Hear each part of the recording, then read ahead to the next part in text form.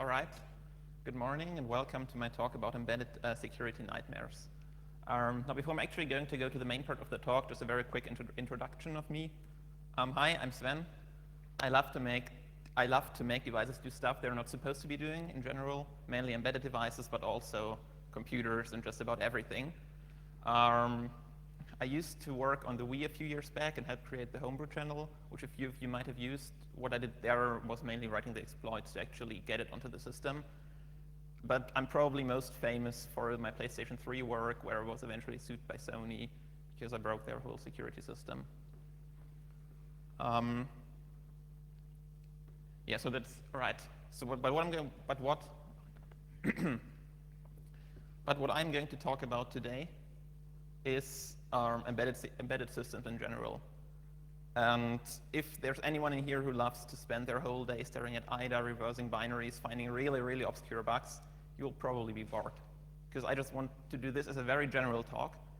If you have a little bit of background with reverse engineering maybe, and you have some kind of embedded device at your home, maybe a mobile phone, some kind of media player, and you want to break into it, I'm just going to present a few bugs that everyone does over and over again. Because vulnerabilities are kind of like ideas. You're probably not the first one who thought of it. And there's a very good chance that the vendor of your device made one of those mistakes, which I'm going to present. And hopefully afterwards, you'll be able to use this on your favorite toy at home and maybe port Linux to it or make it do something it should not be doing in the first place. But what exactly are embedded devices anyway? So I've already talked about consoles like the Wii, the Xbox, the PlayStation 3, and so on. Those are definitely embedded devices. There's also your phones, your smartphone, yeah, also any kind of phones, and of course media players, and pretty much everything that runs some kind of code that is updatable. For example, there's also smart TVs these days. They even run Linux. And there's a good chance that in your room there's at least 5 different embedded devices. You may not even be aware of some of them. I think these days also the Tesla car is also running some kind of Linux variant or something like that. There's really lots and lots of things. And in general, there's also 2 categories. Sometimes the vendor is a little bit lazy, so they just take Linux, port it to their device, add a little bit of security, and then ship it and think that it's insanely secure and no one's ever going to break into it.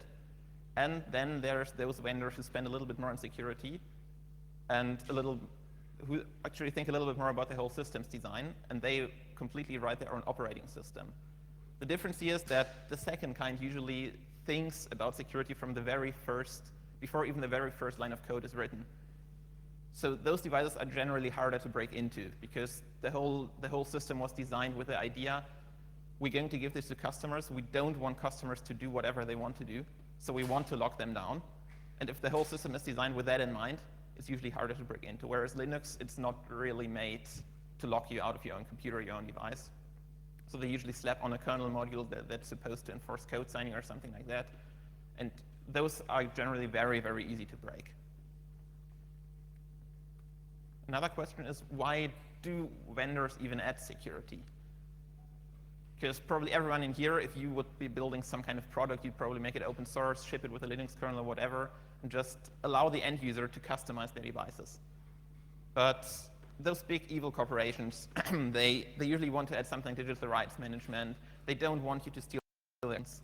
They want to collect license fees from third-party producers. That's for example very big in the gaming consoles because they usually sell their hardware at loss, and they only make money by selling the games. And because they don't want to make the games themselves, they force others to pay them so that they are allowed to make games for their system. So there's lots and lots and lots of reasons why people invent or why people add security. And why should you care about breaking it? Well, I mean, the first answer is pretty obvious. It's fun, or why shouldn't you care about it? And well, you can also do it for science. No, just because you can is the first part. Now, the second thing is, especially for Linux-based devices, there's usually a low barrier of entry. So if you've ever wanted to become a famous hacker or something and just just break into something, whatever, start with a small embedded device. Make sure that it's running Linux, and you'll very likely be successful very, very, very early, because general developers don't have a clue about security. They just read some Wikipedia page maybe, or some standard book, and then think that they can build the perfect security system. And, well, you'll see what's going to happen in the next few slides, because there's usually lots of logic bugs and really, really stupid screw-ups. And usually you don't even need to write shellcode to break any system of that kind. Because, well, yeah, because they just suck, mainly. And then there's also end-of-life products. So you may have some kind, for example, I have a media player sitting at home that was end-of-life like half a year ago or something. And it's just running Linux with XBMC on top of it, but a really old and outdated version. And there's lots of bugs everywhere, and I would like to fix them myself. So the only solution to that is to break into the device. Here's your mandatory Neo slide for any hacking presentation. Right, so as I mentioned, if it's running Linux, it's going to be very easy, because chances are they used a serial port during bring up. So serial port is just a really, really simple two-wire protocol. You have a receive and a transmit line. And after they have done all their debugging, installed all their packages, and they want to ship it to the end user now, they just forget that there's still this UART thing there. And most of them are even nice enough to label it for you on the PCB. So the first thing you do, get some screwdrivers, take apart your device, and just look around. If you see something like TX or TXD or RX or RXD, it's very likely a UART interface, and there's a good chance it'll just drop to a root shell, and at that point you're done, because then you can do everything. Now, and on that picture, there's also some JTAG that was also still left enabled. So JTAG is a debugging interface that gives you full control of the whole CPU. There's also a lot of devices out there where they just leave that hanging around and even label it for you. So they're really, really, really bad at security. But not all of them are. There's a few vendors who actually realize, yeah, a root shell is a bad idea. Let's prevent that. But as I said, they're using Linux, so and they don't really know what they're doing. For example, there's configuration files or stuff like that on a FAT32 SD card. I, for example, have one of those media players where you can just plug in an SD card. There's a configuration file on there which contains all kinds of blah stuff. It can read media stuff from there, and so on. And it has a file browser integrated, but that only allows me to read my SD card. But they're using Linux. Linux supports ext2. So there's absolutely nothing that prevents me from reformatting my SD card and changing the file system to ext2. Now that doesn't gain me much, but I can create symlinks now. So symbolic links, I can just modify the file system to, for example, create a folder that's a symbolic link to the root of the whole file system. Then I plug the SD card into my device, go to the file browser, click on my symlink, and suddenly I can see their whole file system. So they just did not think about that, because they were like, yeah, it's FAT32, nothing can happen. But you can use this very, very easily to get an overview of everything that's on the device. That's usually the first thing you want to be doing, because otherwise it's a complete black box. You cannot see anything. You just know that there's some kind of code running, whatever. And this usually gets you there. I mean, there's still the privilege separation of Linux you have to get around. But most of the time, they just run everything as root and don't care about permissions or anything like that. So this gives you everything you need. But let's go to the next class of bugs, which is a little bit more tricky to exploit. So those two things, you can just do them in a matter of a day or so, and maybe you've already owned your device then. But sometimes they're trying a little bit harder. So this was a gaming console that tried to verify if a bootloader was revoked, if I was still allowed to boot it. So on the x-axis, there's like the time, and there we have the RAM. I cannot access the RAM because it's a really, really high-speed bus. It's quite possibly encrypted, so I can't change anything there. But there's also the flash chip, which is soldered somewhere on the main board. I can go there, solder some wires to it, and actually modify it in place. I could even emulate it if I wanted to. And what a lot of people are doing is they first read the loader from flash to memory, because they want to decrypt it, verify it, and execute it in the end. So then they verify it, they figure out, hey, it's okay, I can run this. I'm still allowed to run this version of the bootloader, which, for example, but then later on we find a bug in that bootloader, and they want to revoke it. So at that time they also check for revocation and stuff like that. But then later on they read it again, because I don't know exactly why so many people are doing this, but maybe they want to save some memory in between the two times, I really don't know. And only at that point, they actually jump to the code and run it. But as I mentioned, I can modify the flash memory if I want to. All I need to do is solder a few wires. And I completely suck at soldering, and even I usually manage to find the flash points, because they're usually exposed as test points or anything like that. What you do then is you wait until it loaded the thing for the first time. After that, you rewrite the flash memory with your own payload, with your own bootloader, with the still vulnerable version. And then it verifies the green version, which is still the original code. It still passes everything. But then the second time they read it, it actually contains your code. And it just jumps to your own code then. And well, those kind of bugs are called time of check to time of use, because there's a difference between the time, and you can modify something in between those two things. They're not only available if you, for example, have something on the flash memory. There's also this thing, which is from the Nintendo Wii. So what we did there was that we had some save game exploit in the Legend of Zelda Twilight Princess game. And they didn't like what we were doing there, so they fixed it. And they used this function here, my mouse pointer. So they used this function here to check if a save game that was going to be copied from the SD card to the internal memory contained our exploit. So for example, on the left side, we have some save game, so the save game is essentially just a zip file with a little bit of encryption and signatures on there and stuff like that. So it contains multiple files. On the left side, they would find, hey, this Zelda tp.dat, it is evil, it contains some code. It would return and be like, oh yeah, no, I'm not going to run this code. But if you change the file a little bit differently, so if you added two files with the same name, which is really just modifying some header values, then they would run this checking function again. Now, if you take a look at the check function, if it figures out, hey, there's this Zelda tp.dat, it only checks the first file. So the first file there is nice, it contains no bug or nothing like that, so it will just continue. And then later, so this was the time of check, and then later comes the time of use. So then they go on, that function returned, hey, this file is totally fine and everything. Then later they copy the file to the NAND flash. And if you copy a file to their flash with the same name, it will just overwrite the OLA version.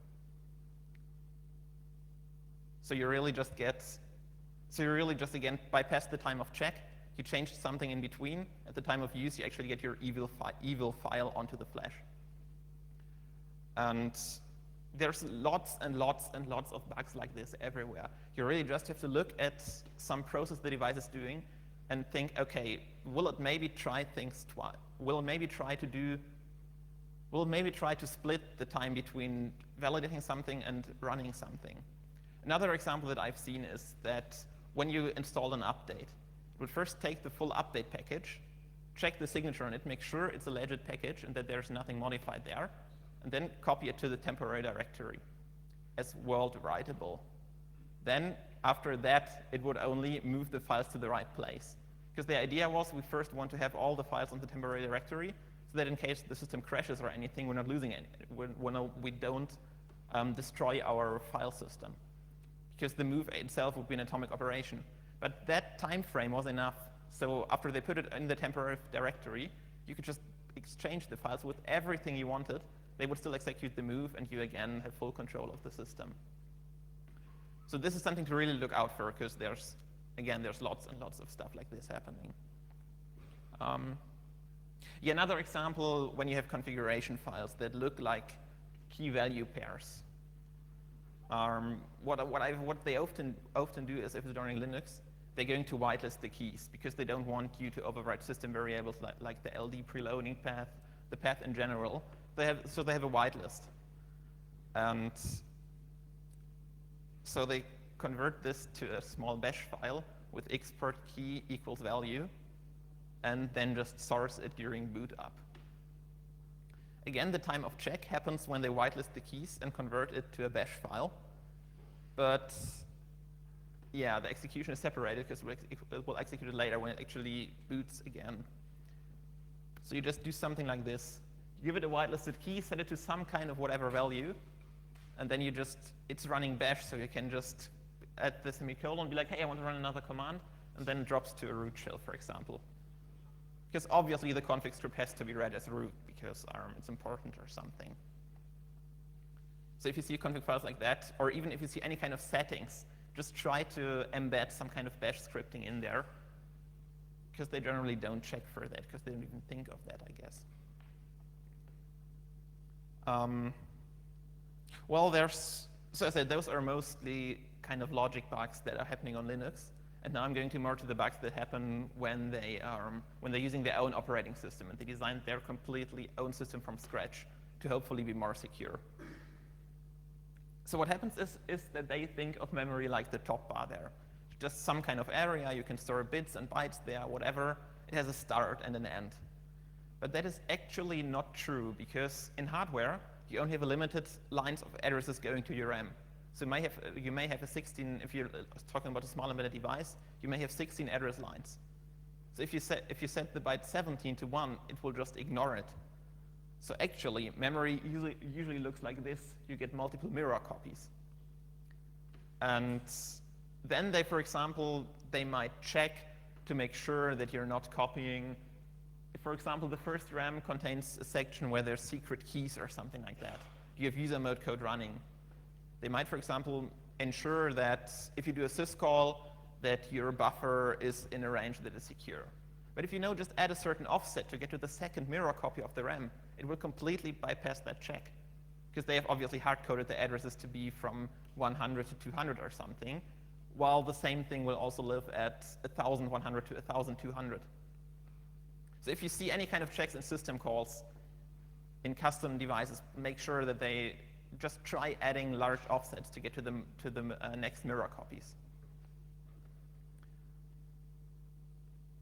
And another thing that they always do is, or the header verification, if you have an update or if you have some kind of package.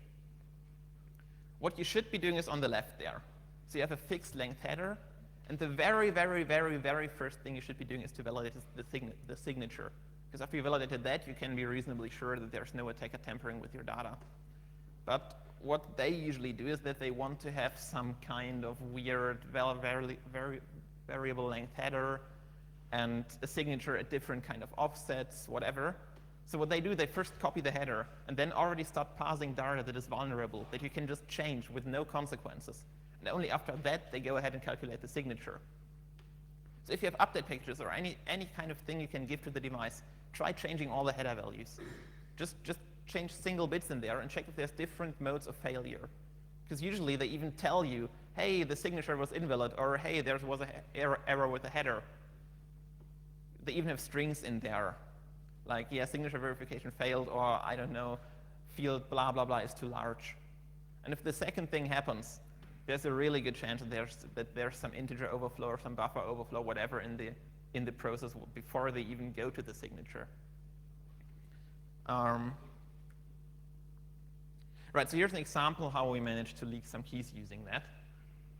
We had some kind of memory where they had the keys on the left part and had some public part to which we would write the package that we wanted to execute. And the first thing they did was to, for some reason, decrypt a signature. So the signature is not secret, it's just a really large number. You don't have to keep it secret. But still, they wanted to make sure that, I don't know, no one could see their signatures. That just shows that they have absolutely no idea how cryptography works. And obviously, the offset in the header to the signature wasn't validated enough. So what it would do, it would copy our payload from the public area to our secret area.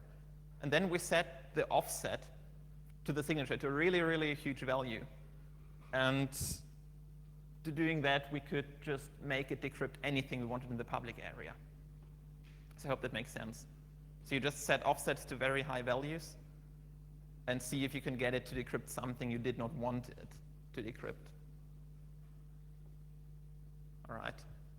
Only later we figured out that they also completely ignored the length of the header, so we had a nice text mesh. So we wouldn't even have needed to do anything crazy. It's just, so really, usually those people are really, really, really stupid when it comes to security. We've been talking about custom OS. I've been talking about syscalls. So my first reaction to something like that is, hey, I'm going to write a fuzzer. I'm going to find some bugs in all those syscalls. Don't even do that. There's no need to write a fuzzer. Just open IDA and go syscall by syscall by syscall, and then you find stuff like that. So for those of you who might not be familiar with privilege separation, if you're in user mode, you usually cannot write to certain regions of memory. And if you're in embedded devices in kernel mode, you can generally write everywhere. So when they have a syscall like that, they essentially allow you, that's a write anywhere primitive. So you can just go override the exception vectors. You can turn your own thread into root. You can, this is pretty much a really, really simple privilege escalation thing. And you really don't need to write fuzzers or anything. You just can go syscall by syscall and you'll find something like that. So that syscall actually used to be something like write version somewhere. But instead, you could just use this to knock out security checks in the kernel, because 0 happens to be no operation on the architecture where this happened.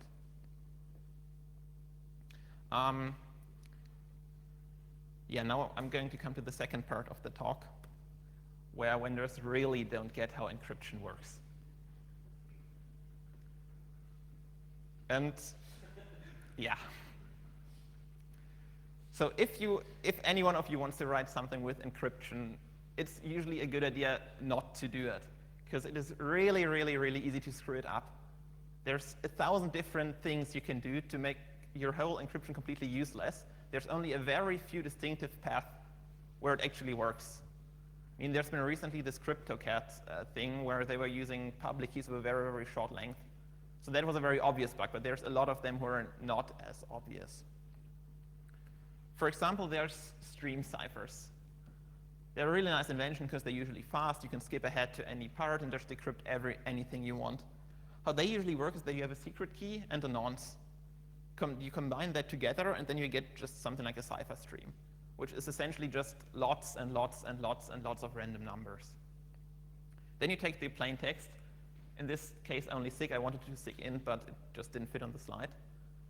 And you take that and combine them with an operation that is called exclusive OR. So exclusive OR means they look at every single bit individually, and if exactly one of those two bits is 1, the result is 1, and otherwise it is 0. So they're using this function because it makes decryption and encryption work exactly the same.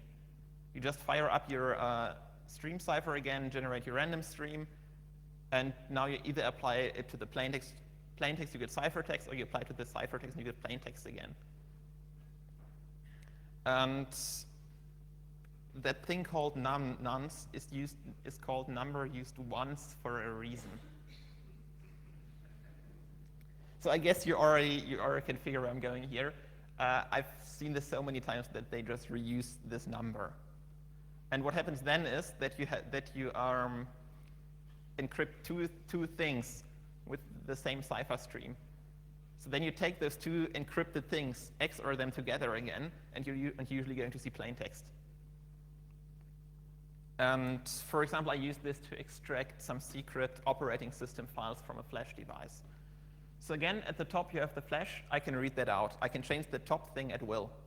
Then we have the secret CTR mode cipher stream. I don't know that one because it was generated somewhere in hardware. And at the bottom you have the unencrypted FS. This is how you see it from user mode, for example. And so what I did, obviously they were reusing the stream for every single iteration. So they had the flash, and they just always applied the same XOR stream, whatever was written there.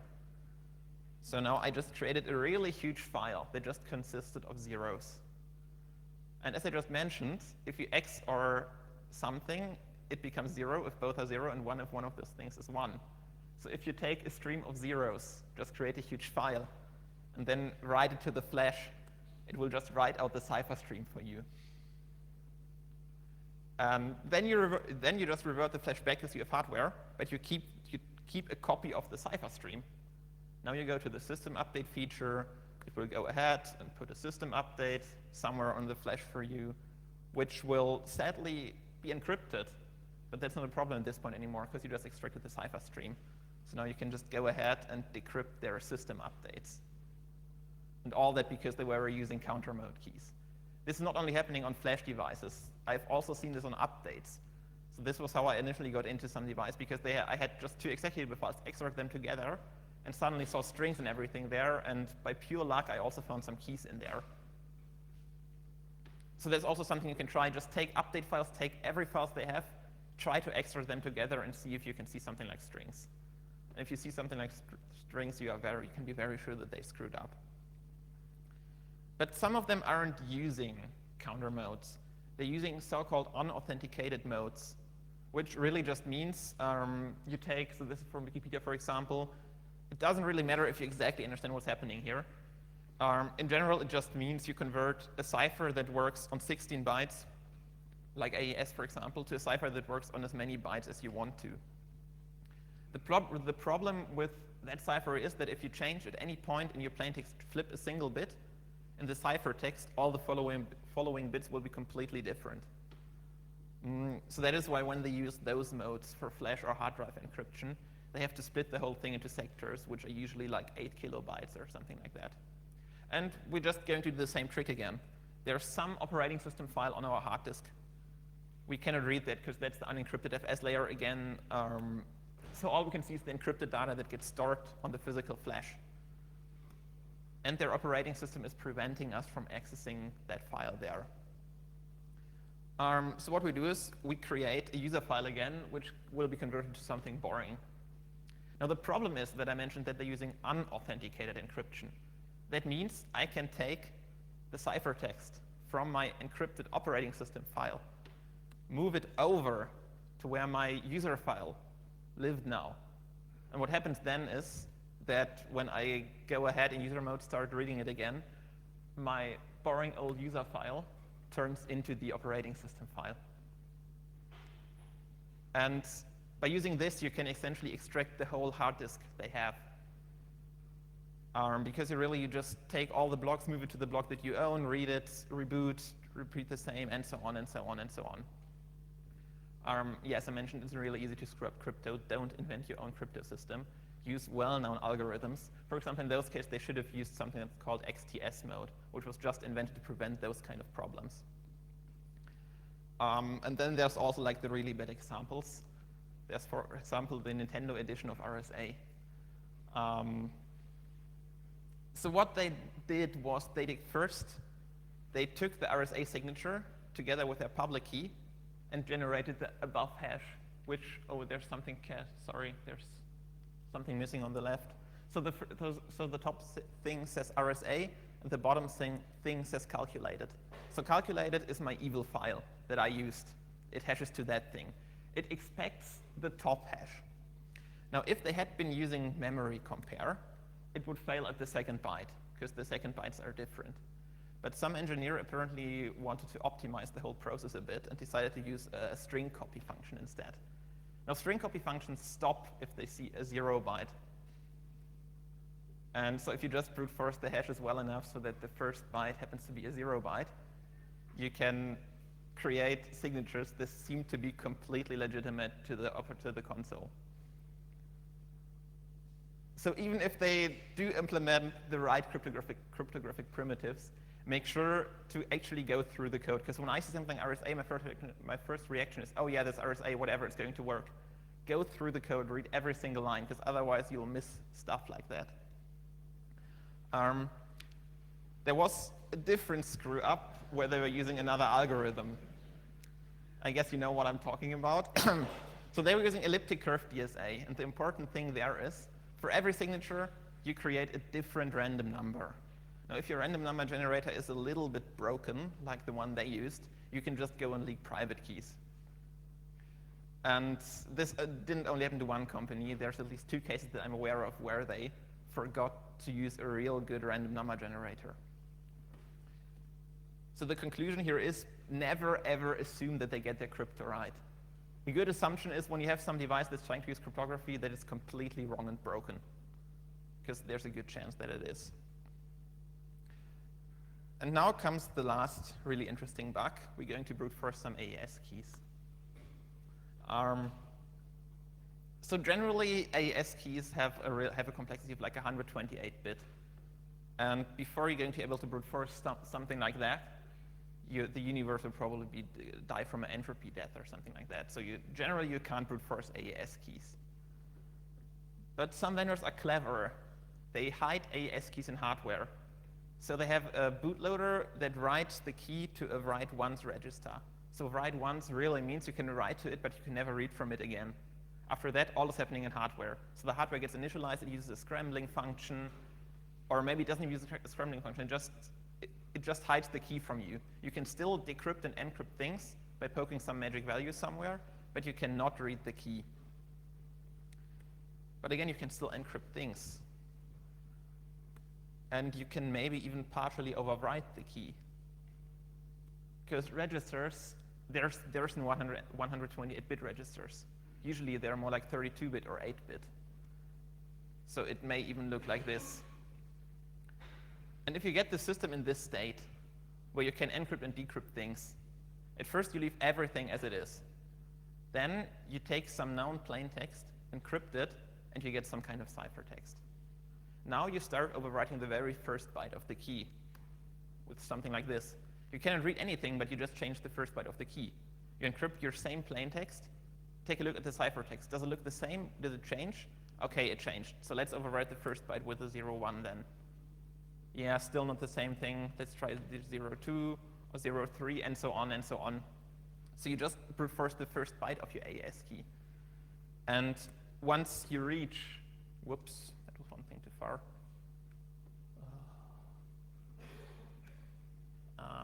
If only I knew how to use Keynote right now.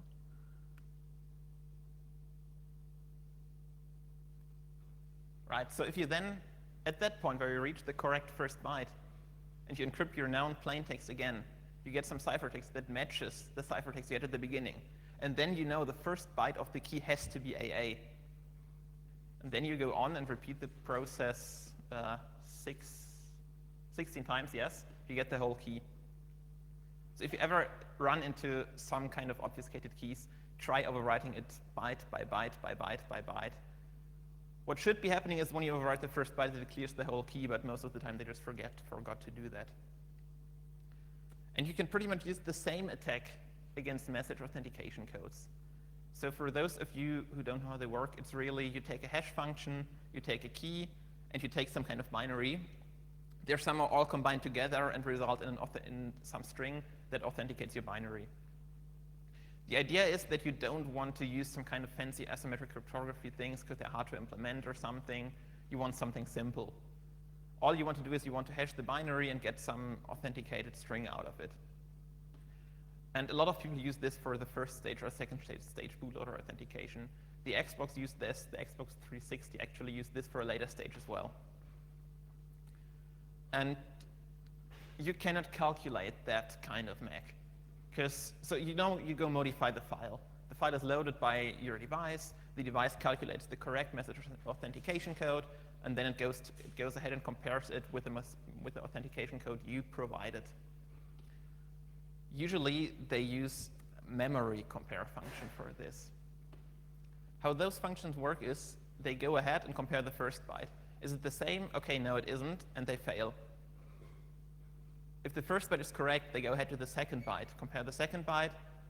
Are they equal? And if they aren't, it's going to fail again. Again, you use the same strategy, but this time you measure the timing. Because if the memory compare function actually manages to reach the second byte, it will take just a little bit longer before it's going to fail. Because it verified the first byte. If it's wrong, it's immediately going to fail. If it manages to go ahead to the second byte, it takes a few more clock cycles until it gets there. So really, you just reboot your device over and over and over again You continue modifying the first byte until at some point you notice it just took just a fraction of a second longer to boot. And at that point, you know that you've just found the first byte of the message authentication code. You repeat this again until you get the full thing. So what's the conclusion of all of this? Most vendors who try to do security completely suck. I mean, those bugs, they were mostly very easy. You did not need to bypass any kind of fancy security features like deep execution prevention, address space layer randomization, any of that crazy stuff. You didn't even have to touch it. So what I'm trying to tell you is, if you try to break an embedded device, try not to even think about the crazy stuff. Just try to think about very logic bugs. Try to use your knowledge of Linux, how Linux works, and assume that the vendor does not know how it works. Just try to find some way to make those devices do something differently. All right, and now I still have some time for questions.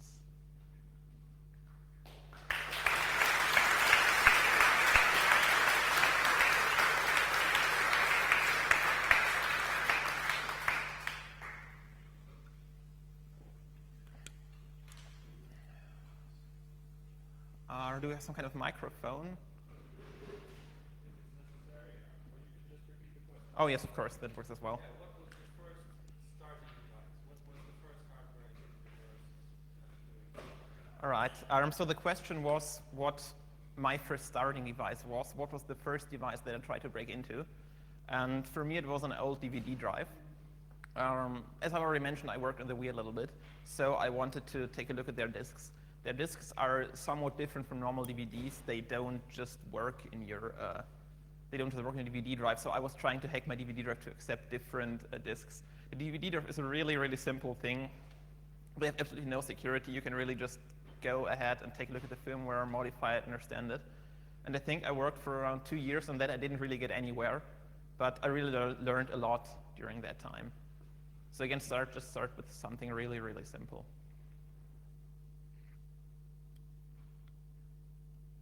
Any more questions?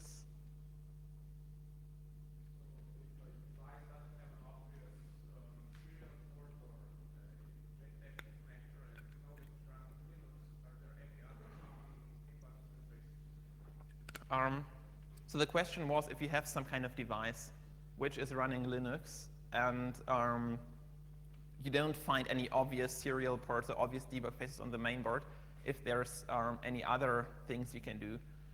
So what I would try next is if it has a network connection to port scan it and figure out what software is running. Because there's a good chance that they're using software that's at least 3 years old.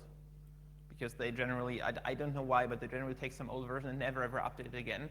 Then you just Google for some software version vulnerability exploit and use the first result and run it, and usually get a shell as well.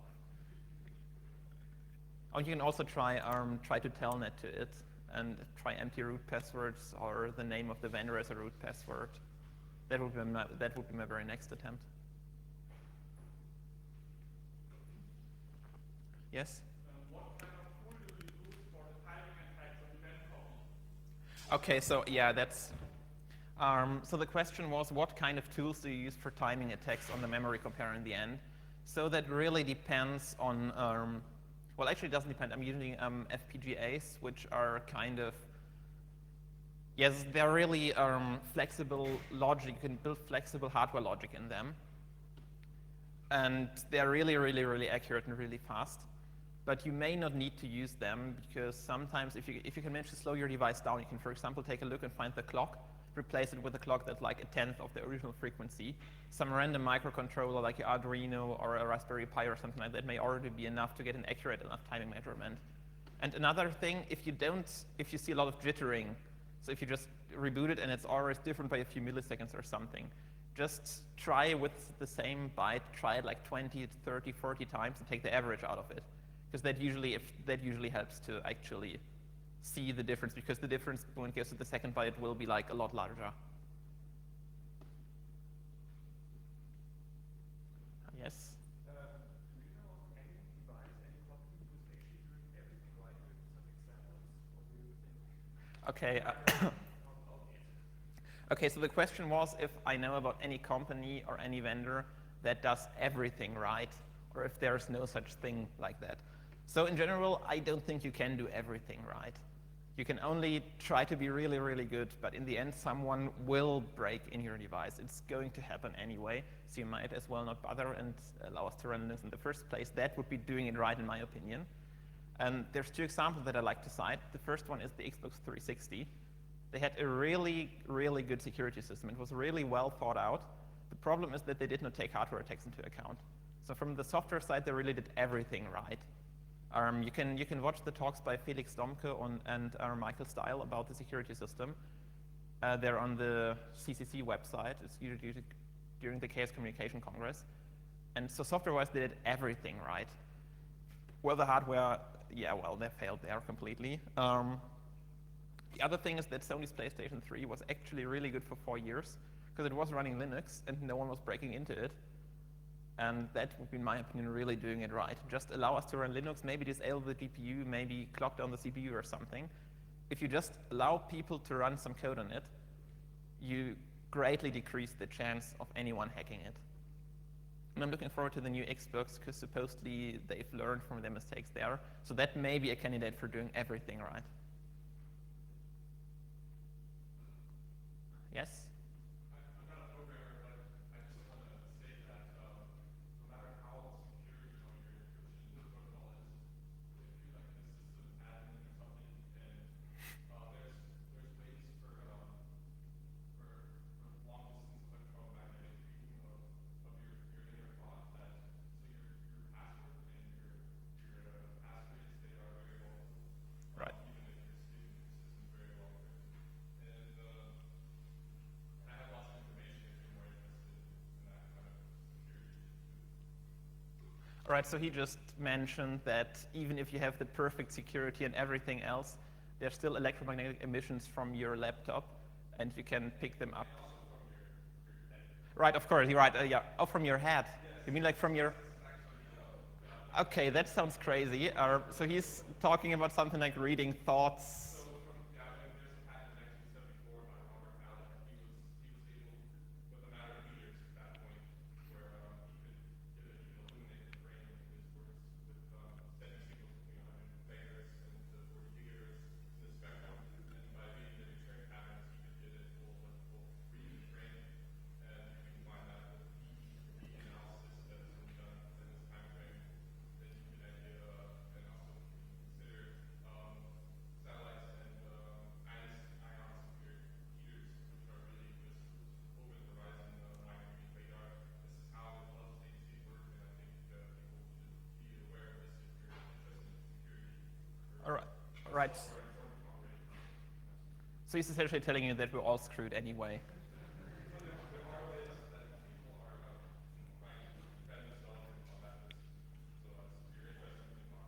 Yes.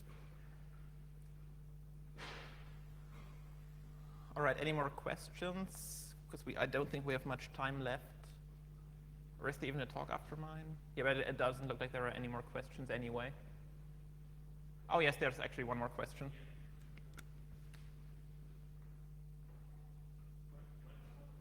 Oh, I'll just repeat the question. When you say, okay, once somebody will break into your device, Yes. do you have an example of 10 steps so that when a single device breaks, then it limits damage to that single device? And assume most players will be okay with you breaking into their device, as long as not the whole wall can do it. All right, so the question was if I know of any examples where the vendor prevents that if I break into one device, I don't get enough information to break into any device easily. So that thing is actually called a hero attack. So hero attack is you just need to take one device individually, break it under a really huge effort, and after that you can take all other devices down very easily. And I haven't seen anything like that yet. So I know that in HDCP there's some feature that was originally intended to be able to blacklist individual drives. So the idea was if one drive key leaks, they can figure out which key that was and then blacklist the device eventually, but that was implemented completely wrong, I guess. But so they tried to do that, but I haven't seen anything like that actually working so far. Say again, please. Yeah, exactly, the Blu-ray encryption. Oh, yeah, sorry, I mean ACS, sorry, not HTTP. Yes. So they tried it there, but I don't think it worked out. I haven't seen anything like that actually working so far. And there's one more question over there. Yes. I said it again, please. All right. So the question was what kind of disclosure mechanisms I prefer. So a bit of background. There's usually, so I know about full disclosure and responsible disclosure, where full disclosure means you just put everything out there and wait for a reaction, and responsible disclosure means that you actually contact the company and try to work out something. And I actually prefer the responsible disclosure thing, because that usually results in everyone being happy unless the company still threatens to sue you afterwards. I guess there's time for one more question, maybe.